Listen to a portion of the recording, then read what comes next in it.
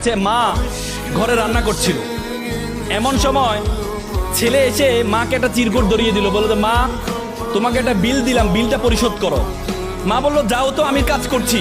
বলছে না মা, তোমাকে একটা বিল দিলাম, বিলটা পরিশোধ করো। মা কাগজটা খোলার পর দেখলো ছেলে লিখেছে যে মা তুমি রান্না করার সময় বিভিন্ন সময় আমাকে বিভিন্ন জিনিস আনতে বলো, এটার জন্য 100 টাকা বিল। তুমি আমাকে গাছে পানি দিতে বলো, এটার জন্য 100 টাকা বিল।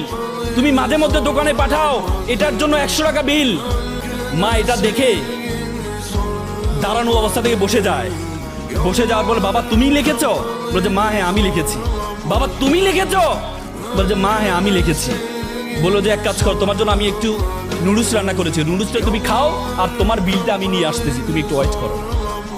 মা একটা কলম নিয়ে সে কাগজের বিপরীত পাঠে লিখলো, বাবা 9 মাস তোমাকে পেটে ধারণ করেছিলাম, জীবনে এত কষ্ট, টানা 9টা মাস তোমাকে আমি বহন করেছি।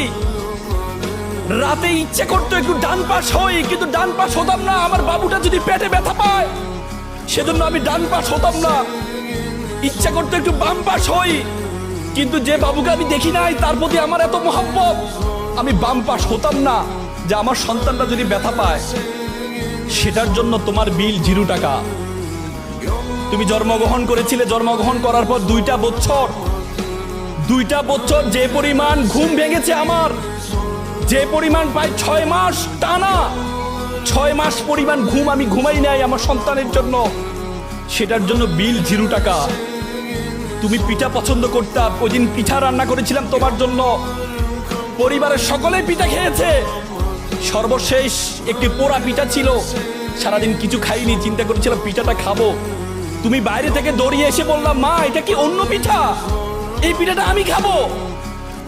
আমি তোমার দিকে একটু তাকিয়ে আমার সন্তানের হাসি দেখে নিজের পেটের মধ্যে যে খিদা আছে সেই খিদার দিকে আমি তাকাইনি, সে খিদার দিকে আমি তাকাইনি, আমি তোমাকে সেই পিঠাটা দিয়ে দিয়েছিলাম।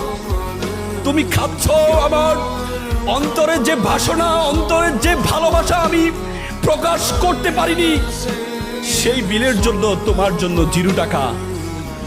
সন্তানকে যখন দেয়া হলো, সন্তান এটা দেখে মাকে জড়িয়ে ধরে কান্না করে বললো মা তোমার কাছ থেকে কোনো বিল আমি চাই না। চুমু খেয়ে ছেলে কান্না করে দিয়েছিল। আজকে আমরা প্রতিদান চাই, কিন্তু মা বাবার প্রতিদান তুমি কখনো দিতে পারবা না।